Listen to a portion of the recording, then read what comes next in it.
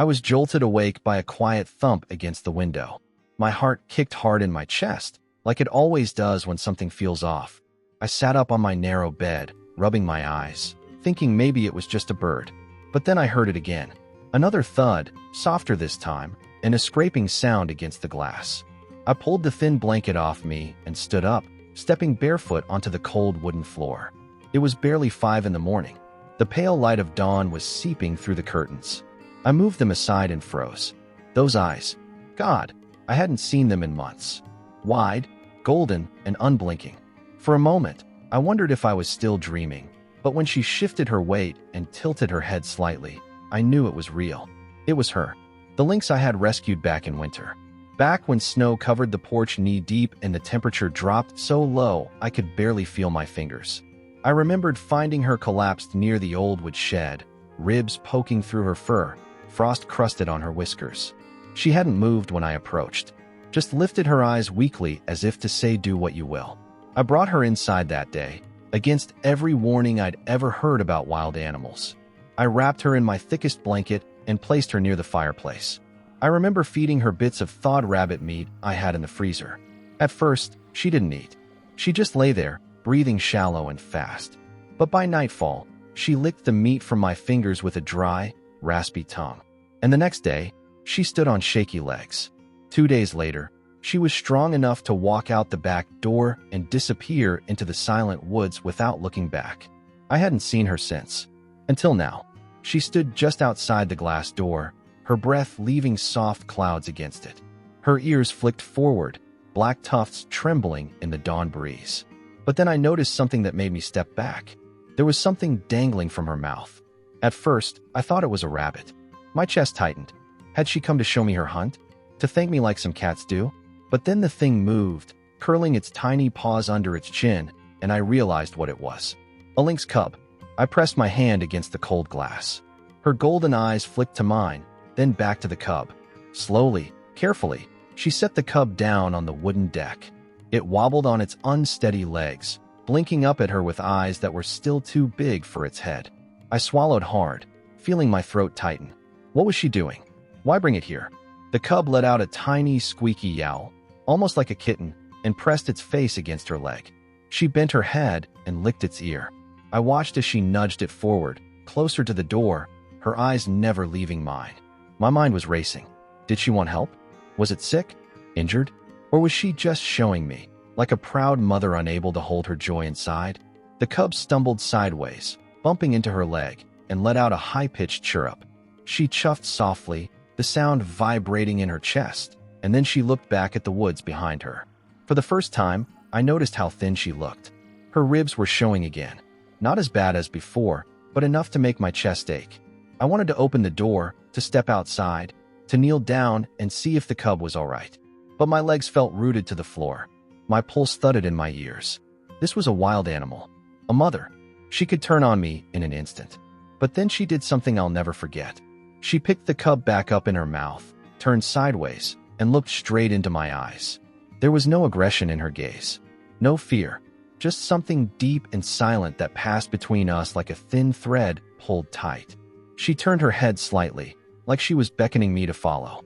Then she took a step back, her huge paws silent on the wooden boards, and another step toward the edge of the porch. My heart was hammering so hard it hurt. Was she asking me to come with her? I didn't move.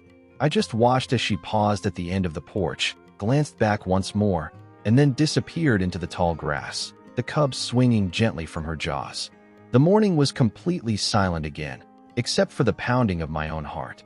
I stood there for a long time, staring at the place where she had vanished, wondering why she came, wondering if she would come back. I pressed my forehead against the cool glass and closed my eyes.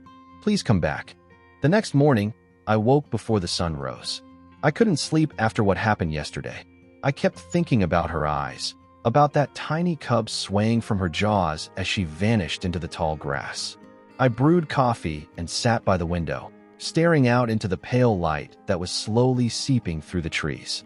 My mind felt heavy with questions I couldn't answer. Why did she come? Why did she show me her baby? I took a sip, the bitterness sharp on my tongue, when a flicker of movement caught my eye. I leaned forward so fast I nearly spilled my cup. There she was again, standing at the edge of the clearing, half hidden by young pine saplings. My breath caught in my throat. She was looking straight at the house. And this time, she wasn't alone. Behind her, stumbling through the grass with clumsy little hops, were 2 more cubs. I felt my lips part in awe. 3 of them. 3 tiny lynx kittens with huge paws and oversized ears that bobbed with every step. One tripped over a tuft of grass and rolled sideways, letting out a squeaky yowl that made the others pause. The mother turned her head sharply, ears flicking, and waited as the little one scrambled back onto its feet. It shook its head hard like it was embarrassed and trotted forward to catch up. I pressed my hand against the glass. My chest felt tight. They were so small and thin. Even from here, I could see their ribs showing through the short fuzz of their bellies. The mother lynx stepped out into the open, her gaze locked on mine. Slowly, she began to walk toward the porch, her movements fluid and silent. The cubs scrambled after her, their paws slapping the ground without any of her grace. They reached the wooden steps and paused. One of them sniffed at the bottom step and sneezed so hard it toppled onto its side. The other cub pounced on its fallen sibling, biting its ear playfully. The first cub yowled again, batting at its attacker with tiny paws that had no claws yet strong enough to make the other yelp and jump back. The third cub, the one she had shown me yesterday, sat down on its haunches and watched its siblings wrestle. It tilted its head to the side, then lifted a paw and licked it with a tiny pink tongue before wiping it across its face. My chest burned at the sight. They were acting just like kittens. Wild, but kittens all the same. The mother lynx stepped onto the porch, her huge paws creaking the old wood. She came right up to the glass door again, her breath fogging up the pane. Her eyes locked onto mine, and she lowered her head slightly. I didn't know what to do. Should I open the door? Stay inside? Call someone? My mind raced with warnings I had read about feeding wild animals, about making them dependent.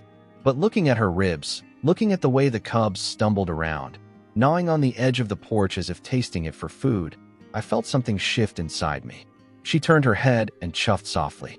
The sound made the cubs all scramble up the steps onto the porch. One slipped and slid back down, claws scraping the wood, before trying again with a frustrated growl. When it finally made it to the top, it sat down with its back to its mother, like it was pretending nothing had happened. I couldn't help it. I laughed under my breath, the sound trembling with sadness. They were starving, but they still found a way to be silly. The smallest cub, the one from yesterday, pressed its nose against the glass. Its eyes were bright blue, wide and curious. It opened its mouth in a silent meow and pawed at the doorframe, then lost its balance and fell onto its side, legs splayed out awkwardly. I felt a lump rise in my throat. I crouched down so my eyes were level with it. The mother lynx watched me, her gaze calm but sharp. I raised my hand and placed it against the glass. The cub blinked, then pressed its tiny paw where my hand was, separated only by that thin barrier. For a moment, everything was quiet. The early morning breeze ruffled their fur. The sun was rising behind them, casting long golden shadows across the porch. Then, suddenly, the second cub jumped onto the first, and they both tumbled away in a flurry of fluffy limbs. The third cub squeaked and ran to join them, tripping over its own feet as it did. The porch echoed with tiny growls and squeaks as they wrestled, rolled, bit, and batted at each other, their oversized paws flailing like little clowns. Their mother sat down, curling her huge tail around her front paws. Her eyes softened as she watched them play. She looked tired, her fur patchy in places, her shoulders sharp beneath her coat. But in that moment, there was a quiet peace about her, like for a few seconds she allowed herself to rest. I stayed there, crouched behind the glass, watching them play, watching their tiny bellies cave in with each breath. My chest felt tight and hot. They were so beautiful, so small, so hungry, and I didn't know what to do. I couldn't get their eyes out of my head. All morning, I paced around the kitchen, glancing out the window every few minutes, hoping to see them again. The coffee had long gone cold in my cup, but I kept holding it, gripping it so tight my knuckles hurt. Finally, I couldn't take it anymore. I grabbed my keys and headed out to the truck. The gravel crunched under my boots as I walked, and the morning air was crisp with the smell of pine and damp earth. As I drove down the narrow dirt road toward town, my thoughts spun in tight circles. Was I doing the right thing? I remembered what the old forest ranger told me last winter when he found out I'd fed the lynx back then. He said feeding wild predators makes them trust humans too much. He said it puts everyone at risk, them and us. That a wild animal should stay wild, no matter how sorry you feel for it. But how could I look at those cubs and do nothing? They were so thin their ribs showed through their fur. They were babies. My chest burned with anger at how unfair nature could be. But then doubt seeped in again. Was I just making myself feel better by feeding them? Was I risking their lives later when they'd grow up and expect food from other people? I pulled into the small grocery store parking lot. It was still early, so only a few cars were there. I stepped out, my boots crunching on the asphalt, and walked inside, ignoring the bright fluorescent lights that always made my eyes ache. I went straight to the meat section and stared at the rows of packaged chicken thighs and breasts. I didn't have much money left this week, but that didn't matter right now. I grabbed 2 large packs of chicken thighs and tucked them under my arm. As I walked to the checkout, I felt a tight knot in my stomach. Am I saving them or making things worse? At the register, old Meryl was working. She'd been here for as long as I could remember. Her curly white hair was pinned back with a pink clip, and her glasses slid down her nose as she scanned the chicken. She looked up at me over the rims. Hosting a barbecue this early in the season, huh? I forced a smile. Something like that. Her eyes narrowed slightly. This about that lynx again? I didn't say anything. Just slid my card into the reader. She tooted under her breath. You know it's dangerous, feeding wild animals like that. You'll make them lose their fear. Next thing you know, they'll be in your kitchen stealing your dinner right off your plate. I stayed silent. The card beeped, and she handed me the bags with a sigh. Just be careful, honey, she said, softer this time.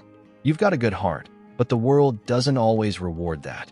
I nodded, mumbling a quiet thanks, and walked back out into the cold morning air. As I drove home, the forest blurred past my windows, green and dark and endless. My stomach felt hollow, like I'd swallowed a stone. Was she right? Was I setting them up for death later? Or saving them for a chance at life they might not get otherwise? The road turned bumpy as I neared my house, the tires crunching over gravel. When I pulled into the drive and cut the engine, the silence pressed in around me. I grabbed the bags of chicken and stepped out. I didn't see them at first. The porch looked empty. My chest tightened in fear that they'd moved on, or worse. But then I heard a tiny growl. I walked around the side of the porch and froze. All 3 cubs were there, tumbling over each other in the dirt. One of them had something dangling from its mouth. I squinted, then let out a surprised laugh. It was a piece of old chicken skin I'd thrown out days ago.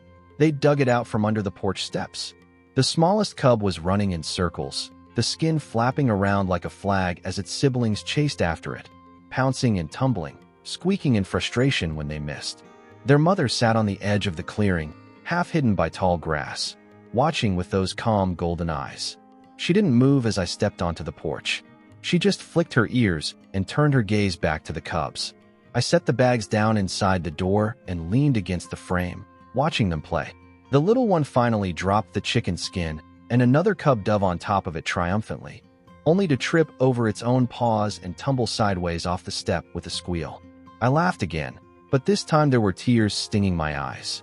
They were so small, so hungry, but somehow still so full of life. I wiped my face with the back of my hand and looked at their mother. She was watching me now, her eyes deep and unreadable. I don't know if I'm doing the right thing, I whispered, but I knew I couldn't stop. Not today, not while they still had a chance. I turned back into the house to start preparing the chicken, their playful squeaks echoing through the morning air behind me. The smell of cooked chicken filled the kitchen, drifting out through the open window into the cool morning air. I stood at the counter, pulling meat off the bones and setting it onto a large metal tray. My hands worked on autopilot while my eyes kept flicking toward the glass door every few seconds. They were still out there. All 3 cubs had climbed onto the porch now, pacing back and forth in their clumsy little way. One of them pressed its nose against the glass, leaving behind a smudge of fog and tiny wet prints as it slid down. When I finally stepped outside with the tray, their mother lifted her head slightly from where she sat near the steps. Her eyes locked onto mine, calm and watchful. She didn't move, just flicked one ear and turned her gaze back to the cubs. I set the tray down on the wooden floor of the porch and backed away slowly. For a few seconds, no one moved. Then the smallest cub let out a squeaky chirrup and waddled forward. its oversized paws thumping on the boards. It sniffed the tray, recoiled like the smell was too strong, then pounced forward and grabbed a chunk of chicken in its tiny teeth. That was all it took. The other two dove in at once, squeaking and growling, batting each other away with clumsy swipes. One cub grabbed a piece of meat twice the size of its head and tried to drag it backward, tripping over its own back legs and falling onto its side. The meat flew from its mouth and landed in the shallow water bowl I kept by the door. There was a splash, and the smallest cub jumped back in shock, letting out a squeal. It shook its paws frantically, spraying droplets everywhere, before staring down at the floating chicken like it had just watched its best friend drown. I clamped a hand over my mouth, trying not to laugh too loud. Tears stung at my eyes as I watched them scramble around, bumping into each other, slipping on the wet boards. One of the cubs had its brother's tail clamped in its tiny jaws and was tugging backward with all its strength, making the other stumble forward and nearly faceplant into the tray. Their mother sat silently by the steps, watching with her serious golden eyes. Every now and then, one of the cubs would look back at her, as if checking to see if she approved, and she'd just flick her ear or blink slowly, never moving from her spot. The smallest cub finally decided it wanted the chicken that had fallen in the water. It leaned over the bowl, stuck out a paw, and tried to fish it out. But the meat slipped away under the ripples, and the cub lost its balance. Its front paws slid forward, and with a tiny yowl, it plunged headfirst into the bowl. Water went everywhere. The cub scrambled back out, soaked from ears to belly, shaking itself so hard its ears flapped against its head. The other two paused their wrestling to stare at it, and for a second, the porch fell silent. Then, like someone hit play on chaos again, the soaked cub pounced on its siblings, shaking water all over them, and they tumbled into a squealing, growling heap. I leaned against the doorframe, chest tight with laughter and something deeper. I wiped at my eyes, not sure if the wetness there was from laughing or crying. They were so small, so alive. Even in their hunger, they found ways to play, to be silly, to act like the kittens they still were. Their mother finally stood and padded up onto the porch. The cubs froze, staring up at her with wide blue eyes. She lowered her head and nudged each one gently with her nose, licking the soaked cub's ear before turning her gaze to me. Her eyes met mine, and in them I saw something I couldn't name. Trust, maybe, or thanks, or just quiet acceptance that for today, we shared the same goal. I nodded slowly, my throat too tight to speak. The cubs dove back into the food, squeaking and chirruping as they ate, their tails twitching with excitement. Their mother lay down at the edge of the porch, resting her head on her paws, her eyes half closed but never fully asleep. I watched them until the sun climbed high above the trees, casting dappled light across the porch where 3 tiny lynx cubs rolled, wrestled, and filled the morning with squeaks and growls that sounded like laughter. And for a little while, I let myself laugh too. Laugh and cry all at once. The next morning, I woke to silence. The porch was empty. The yard was empty. My chest felt hollow as I stepped outside into the cool dawn air, scanning the tree line for any sign of golden fur or bobbing kitten ears. Nothing. The bowls from yesterday sat where I'd left them, the metal tray licked clean and pushed halfway across the porch boards. The water bowl was tipped over, leaving a dark wet stain on the wood that glistened in the early light. I sat down on the top step, elbows on my knees, staring out into the quiet forest. Birds chirped softly in the distance, and the sun was just starting to spill golden light through the tops of the trees. Everything felt so still. I told myself it was a good thing. Maybe they'd moved on to hunt on their own. Maybe she was teaching them how to survive without my help. But deep down, a part of me felt like something was missing. The day moved slowly. I cleaned the kitchen, chopped wood out back, did everything I could to keep my hands busy. But my mind kept drifting back to the porch, to the 3 tiny cubs rolling over each other with squeaks and growls, to their mother watching me with those deep golden eyes. By evening, I'd almost given up hope of seeing them again. The sun dipped low, painting the sky with streaks of pink and orange. I was sitting at the kitchen table, staring at a cup of cold coffee, when a movement outside caught my eye. I stood so fast the chair scraped against the floor. I stepped onto the porch, heart hammering. There they were. All 3 cubs tumbled out of the grass, their paws thudding softly on the ground as they raced each other toward the porch. They looked different. Their bellies were full, round and healthy under their soft fur. Their steps were lighter, stronger. The smallest cub pounced on its sibling, knocking it sideways, and they rolled together, squeaking in protest and delight. Then she stepped out. Their mother. Her fur gleamed in the fading light, and her shoulders no longer looked so sharp under her coat. She walked calmly behind them, her head high, ears twitching with every sound. When she reached the porch steps, she sat down and watched her cubs play. I didn't move. I just stood there, hands hanging by my sides, my chest so tight I could barely breathe. One of the cubs scrambled up the steps, pausing halfway to stare at me with wide blue eyes. Its tail flicked, and it let out a tiny chirrup before bounding back down to join its siblings. They chased each other in circles, rolling in the dirt, pouncing on fallen leaves, their squeaks echoing through the quiet evening. Their mother turned her head and looked at me. Our eyes locked. For a moment, everything else fell away. The creak of the porch boards under my feet, the rustle of leaves in the breeze, even the cubs' playful cries. All I saw were her eyes, deep and golden, reflecting the last light of day. She didn't move, just sat there, watching me, her gaze calm and endless. And in that gaze, I saw something I couldn't name. A quiet understanding. A silent thank you. My throat burned. I blinked hard, but the tears still came, hot and blurring the world around me. She stood slowly, flicking her tail to gather her cubs. They scrambled to her side, one still clinging to a dry leaf it refused to let go of. She nudged each one gently with her nose, then turned her gaze back to me one last time. Thank you. Then she turned away, leading them back into the tall grass. The cubs followed, stumbling over each other in their hurry, their little tails flicking in the dusk light until they vanished between the trees. I stood there long after they were gone, the night creeping in around me, stars starting to prick through the darkening sky.